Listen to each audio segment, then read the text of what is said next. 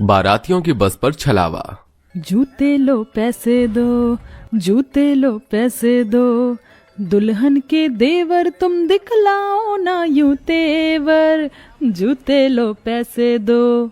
दूल्हे की सालियों ओ हरे दुपट्टे वालियों, जूते दे दो पैसे ले लो, जूते दे दो पैसे लो।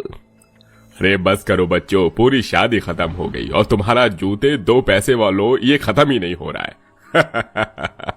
सरदार जी, विदाई का वक्त हो रहा है, चलते हैं।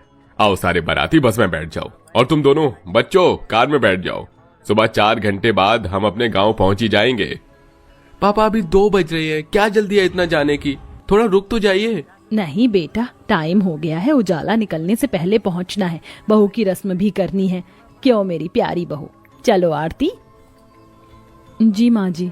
दूल्हा दुल्हन कार में बैठ जाते हैं, जिसे ड्राइवर ड्राइव करता है, और बाकी के परिवार वाले बस में बैठ जाते हैं। बस में अभी भी घरवाले और कुछ बाराती नाच गाकर जा रहे होते हैं।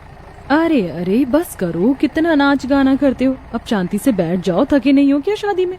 मुझे तो बहुत प्यास लग रही है। बस वाले भैया, आगे कोई ढाबा वगैरह आएगा तो बताना। जी मैडम, हम बता देंगे।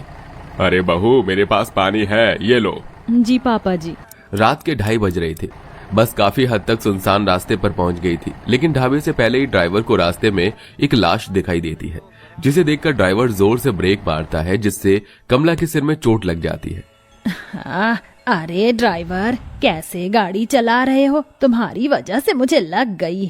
वो तेरे को अकल वकल नहीं है क्या? देखकर चलाना ड्राइवर। साहब, मैं देखकर चला रहा था, लेकिन अचानक से आगे कोई बस के सामने जमीन पर पड़ा हुआ है, इस वजह से ब्रेक मारना पड़ गया। जाकर देखना पड़ेगा, कहीं किसी को हमारी जरूरत तो नहीं है। हाँ ठीक है, मैं जाकर देखता हूँ। लेकिन उनके जाने से पहले साथ में दूल्हा दुल्हन की गाड़ी भी रुक जाती है, और हितेश गाड़ी में दुल्हन को अकेला छोड़कर खुद देखने जाता है। वो वैसे ही उस लाश का चेहरा देखता है तो डरकर पीछे हो जाता है। इतने में बस से उतरकर सारे लोग आ जाते हैं। हे भगवान, कितना भयानक चेहरा था। भाई भाई, क्या हुआ आपको, और आप यहाँ? ये यहाँ पर इतना भयानक लाश पड़ी थी, उसे देख चीख निकल गई मेरी। भाई, आपने कैसा मजाक कर रहे हो? काफी रात हो रही है, इसका मतलब ये नहीं कि आप हमको डराओगे। यहाँ कोई भी नहीं है, आपके सामने कोई नहीं है, आपका भ्रम होगा। हाँ बेटा, यहाँ तो कोई भी नहीं है। नहीं, लेकिन मैंने तो देखा था, यहाँ कोई पड़ा था। हाँ सर, कोई पड़ा था, तभी तो मैं भी गाड़ी रोकी। अरे बहुत बातें हो गई, हमें निकलना भी है। कोई नहीं है, आकर चलो सब बस में बैठो। और हितेश, तुम बहू को अकेला मत छोड़ो, समझे? जी पापा। सब लोग बस में बैठकर वापस चलने लगते हैं, और हितेश भी अपनी पत्नी के साथ बैठ जाता है।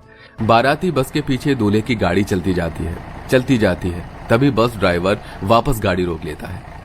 फिर से क्यों गाड़ी पर वापस ब्रेक मारा? हाँ, इतनी तेज का चलाना। ड्राइवर, हमें अपने घर पे पहुंचना है। साहब, मैं बहुत देर से गाड़ी चला रहा हूँ। ये वही जगह है जहाँ कुछ देर पहले हमारी बस रुकी थी और हमें वो लाश दिखाई दी थी। बकवास करना बंद कर ड्राइवर, गाड़ी चला चुपचाप। बस ड्राइवर वापस उस गाड़ी को चलाता है, और वहीं दुल्हन की भी गाड़ी बार बार वहीं वापस आ जाती है, और यही बात दूल्हा दुल्हन भी नोटिस करते हैं। ड्राइवर काका, ये रास्ता तो वही है जहाँ थोड़ी देर पहले आपने गाड़ी रोकी थी। ये बार बार रास्ता क्यों आ रहा है? मुझे कुछ समझ नहीं आ रहा। हाँ, इतनी देर से मैं भी यही बोल रही हूँ, मतलब आपको बोलना चाहती थी, ये बिल्कुल वही रास्ता है। मुझे तो कुछ गड़बड़ लग रही है। हाँ हितेश बाबा, मुझे भी गड़बड़ लग रही है। शायद हम किसी भ्रम में हैं। मुझे तो लगता है कोई छलावा हमारे साथ ये सब कर रहा है, क्योंकि देखिए, इतने सुनसान रास्ते पर कोई बुरी आत्मा ना हो। रात के 3 बजे ऐसा कैसे हो सकता है? मुझे लगता है हम किसी छलावे में फंस चुके हैं। मैंने पहले भी कहीं सुना था कि इस रास्ते पर छलावा हुआ है। क्या छलावा? पर ये कैसे हो सकता है?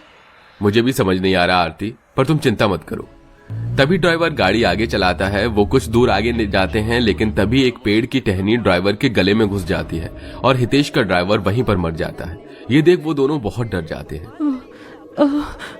ये सब क्या हो रहा है? ये कैसे हो गया? हे भगवान, ड्राइवर काका की मौत हो गई। अब हम क्या करें? लगता है ये साया हमारे पीछे ही है। हितेश जी, मुझे लगता है वो साया, वो छलावा बहुत देर से हमारा पीछा कर रहा है। हमें बस में सबके साथ रहना चाहिए। हाँ, तुम ठीक कहती हो। चलो हम दोनों बस में बैठ जाते हैं। दोनों बस आवाज लगा लगा कर बस को रुकवा लेते हैं। उनके चेहरे पर मौत का खौफ देखकर परिवार वाले दंग रह जाते हैं। जेठ जी, जेठानी जी, आपको क्या हुआ? आप दोनों इतना घबरा क्यों रहे हैं? हाँ बेटा, तुम दोनों को क्या हुआ बताओ, तुम तो कार में बैठे थे ना। हाँ पापा, लेकिन वो छलावा हमारा पीछा ही नहीं छोड़ रहा। आपको पता है कितनी देर से हम एक ही रोड पर हैं और ड्राइवर काका की भी मौत हो गई। क्या? वो हमारे बहुत पुराने ड्राइवर थे। मुझे लगता है हमें यहाँ से जल्दी निकलना चाहिए। ड्राइवर, इस बस को यहाँ से निकालने की कोशिश करो किसी भी हालत में। मुझे लगता है पापा जी, अब हम यहाँ से कभी नहीं निकल सकते। अब छलावा सबको एक एक करके मार देगा।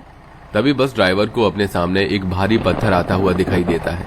वो बस को इधर उधर करने की कोशिश करता है, जिससे बस के अंदर के लोग इधर उधर गिरने लगते हैं। अरे राम, कैसे बस चला रहे हो ड्राइवर? अरे मैडम जी, मैं तो सही से चला रहा हूँ, लेकिन सामने से वो पत्थर आ रहा है। हे भगवान, इतना बड़ा पत्थर, कहीं हम सब मर न जाए। उस बड़े से पत्थर के बीच में से बस पार हो जाती है। सबको लगता है कि वो सब मर गए, लेकिन सब बच जाते हैं और हैरान होते हैं। हे भगवान, बाल बाल बचे। हम आखिर ये सब क्यों हो रहा है और कैसे? क्या ये भी एक छलावा था क्या? हाँ, मुझे तो लगता है ये छलावा हमें मारने के लिए हमें चला रहा है। और वो तो सुना ही होगा आप लोगों ने, जब तक दिन का उजाला न हो जाए छलावा अपना छल करना कभी नहीं छोड़ता।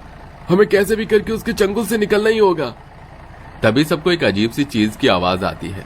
सब पीछे मुड़कर देखते हैं तो बस के लास्ट सीट पर एक बाराती मर जाता है, जिसकी मुंडी लटक कर मुकेश के पैरों में आ जाती है और सभी लोग दंग रह जाते हैं।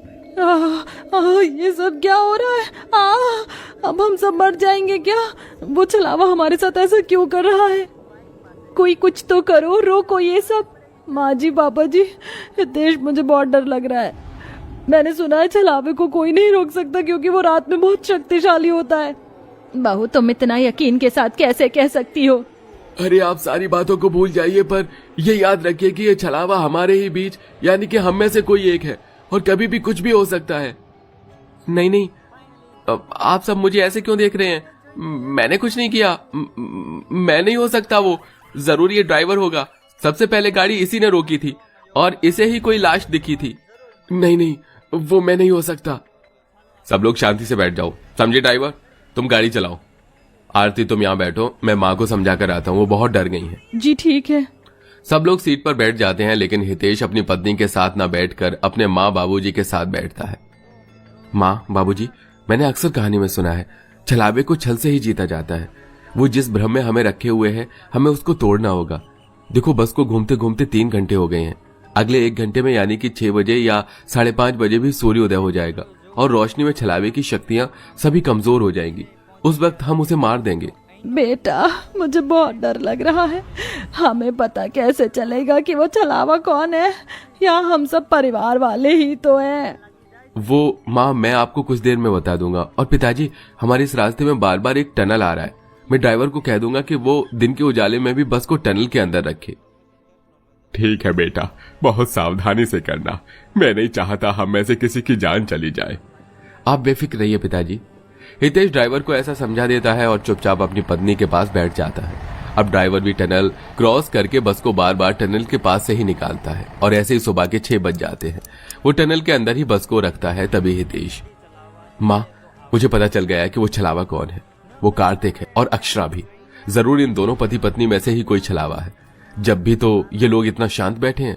नहीं जेठ जी, हम नहीं हैं। हम ऐसे नहीं कर सकते। भाई, आपको क्या हो गया है? आप कुछ भी बोल रहे हो। मैं वो नहीं हूँ। अक्षरा, चलो हम इस बस से उतर जाते हैं। ड्राइवर, गाड़ी रोको। दोनों पति पत्नी बस से नीचे उतर जाते हैं तो कमला, मुकेश भी उनके पीछे पीछे चले जाते हैं और ड्राइवर भी। ये छलावा हमसे ऐसे नहीं भाग सकता। मैं अभी इनको पकड़ कर आता हूँ। आरती, तुम डरना मत। हितेश भी जैसे ही उस बस के बाहर आता है तो आरती भी उसके पीछे आ जाती है और हितेश हाथ पकड़कर अपनी दुल्हन का सूरज की किरणों में ले आता है, जिससे वो चीखने चिल्लाने लगती है। छोड़ो मुझे, छोड़ो। तूने मेरे साथ बिल्कुल ठीक नहीं किया। तूने मुझसे झूठ बोला। तूने मुझको छला। तूने एक छलावे को छला। तुझे क्या लगता है कि हमें पता नहीं है कि तू हमारी बहू के शरीर में घुस गया है? हमें सब कुछ पता है। जब तूने ड्राइवर को मार दिया था उसी वक्त मुझे समझ आ गया, क्योंकि बस में तो कोई हंगामा हुआ ही नहीं था, लेकिन बस में तुम्हें लाने के बाद फिर छलावा होने लगा और बस बार बार एक ही जगह चल रही थी और तुझे क्या लगा मैं अपने घर के लोगों को मारूंगा? नहीं, ये तो उन्हें बस से निकालने का एक तरीका था और तुझे मारने का तरीका। मैं इस लड़की को मार दूंगा, मैं इस लड़की को मार दूंगा। नहीं, ऐसा नहीं हो सकता।